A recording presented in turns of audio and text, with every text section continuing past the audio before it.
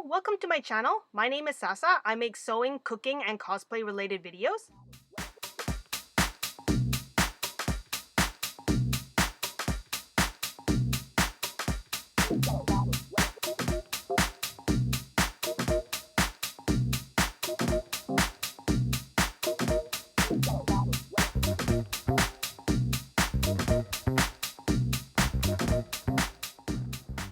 This is the measurements for my obi, and I wanted to wrap around my body twice, so the size will depend a little bit on your size. And you may have to join the fabric since it's quite long. And I tied it on myself to figure out which would be the center front because I was adding extra interfacing only to the center front. That's why I had to try it on to figure out the placement. Depending on how thick or stiff your fabric is, you may or may not need to add the interfacing, or you may have to put the interfacing to the whole thing. The fabric I'm using is pretty thick, so I only just put it in the front. So you fold the obi in half and I sew it down with a 1 centimeter seam allowance. And I start the sewing in the middle so that the opening will be in the middle and not at the ends.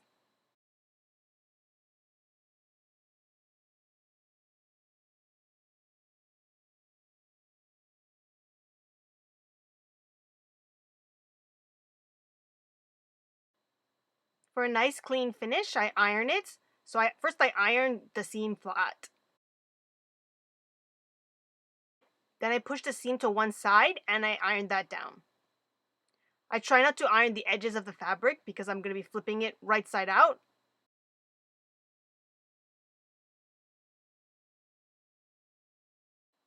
On the right side, I iron both sides of the obi.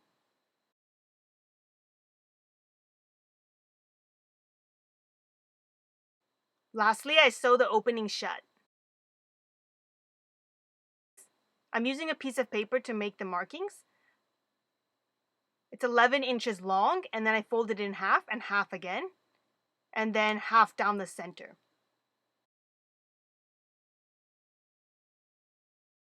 I fold the obi in half and use pins to mark the center line. And then with a ruler and just a white pencil crayon, I mark the lines.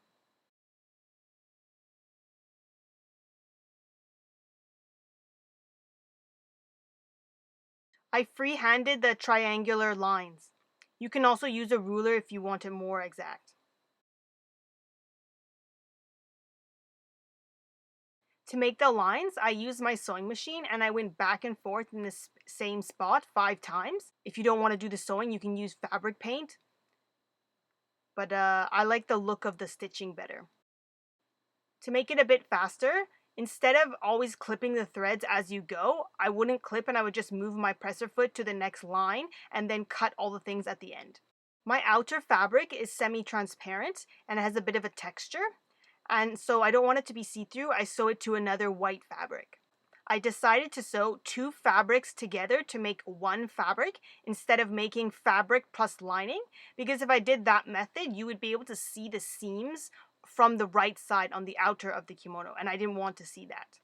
This is mainly the case with lighter fabrics or white fabrics. So lay out the fabric nice and flat and smooth it out, and you can use a bunch of pins. You can do the basting step by hand, but I use the machine because it's faster. And make sure you sew with the tighter fabric on top, because if not, if the looser one, it will move and then you'll get some buckles. If your 2 fabrics are the exact same fabric, they will move a lot less. This depends on your fabric, but I tried to cut one of them bigger so that in case it moves a little bit, I can still save the fabric and I don't have to redo the whole thing. I got this pattern in Japan. I know there's some sites that you can buy it online for foreigners. The instructions are obviously all in Japanese, but it's pretty easy to follow through. I did some modifications, and here's my general measurements for this size. So starting with the sleeve, I finished and serged the edges just where the 2 openings will be for the wrist and for the armpit. If you don't do this step, later on, there will be raw edges will be shown in the finishing. So I sew the sleeve seam and I go around and I make sure I start and stop where the pin is marked.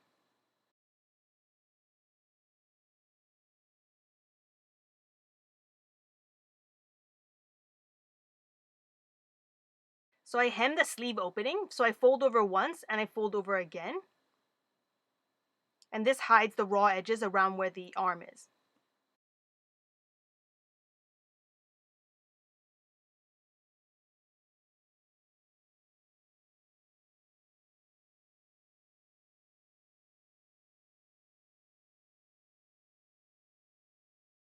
With the right sides together, I attach the sleeve to the main body.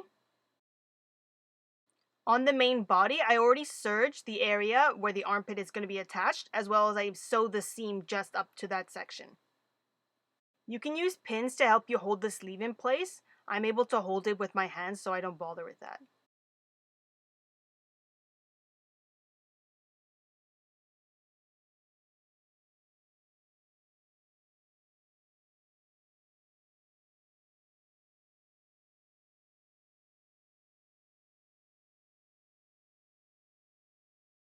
Since there are raw edges on the armhole, I take it to the serger and I finish it off.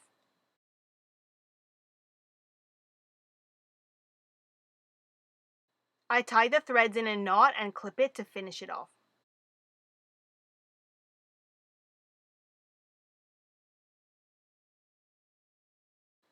So after finishing the armhole, you serge the side seam of the body.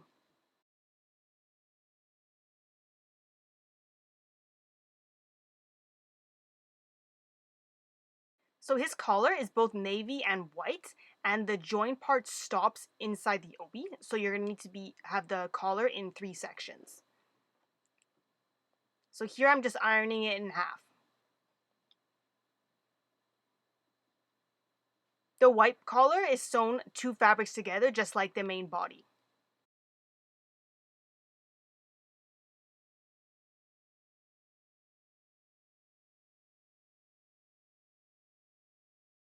To figure out the collar placement, you need to try it on and pin it to your body to find where it starts.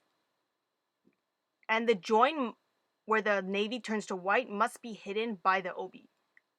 Make sure that the kimono is the left side over the right side. To make sure that that join part doesn't move, I baste it to the main body. I measure the collar to the body to find where the center back is, where the neck is. To make the collar more stiff, or especially around the neck area, I get a piece of polycotton, I iron it in half, and I place it inside the main collar. You can also use interfacing, and I pin the collar in place. I only do this for the back of around the neck, not the whole thing. Since I'm working with many layers, it helps to baste it first. So I clip, or you can pin the collar to the main body. I use my serger to attach the collar.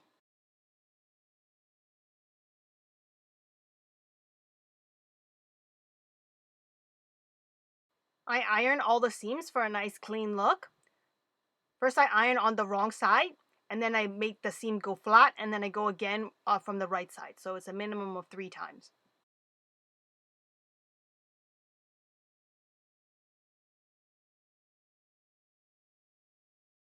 I always make the collar longer than the body so that you can trim it off. And the last step is to hem the bottom.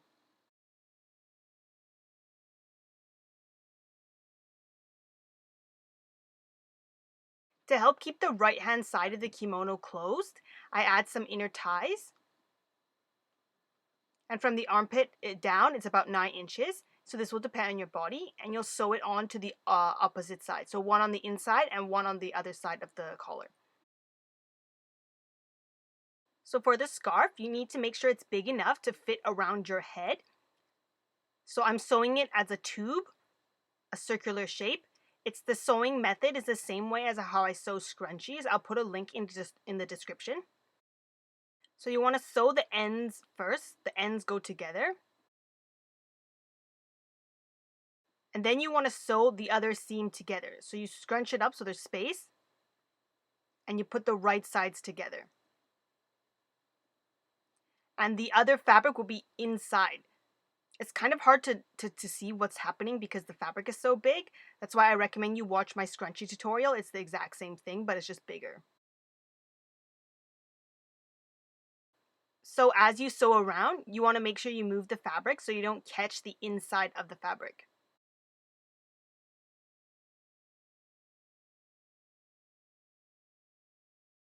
Make sure you leave an opening so that you can turn it right side out. So through the opening, you flip it right side out. This sewing method to make circles involves no hand sewing. To give this scarf more body, because it stands up a bit higher, I'm putting a bit of fleece inside. So I'm placing the fleece inside. It's a rectangular shape now, and once it comes out the other end, I'm going to sew the two ends together, and then that will create a tube.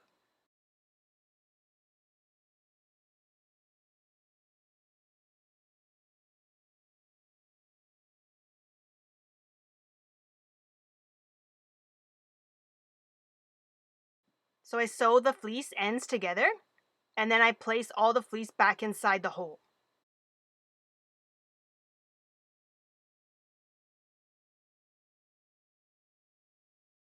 And the last step is to sew the opening shut.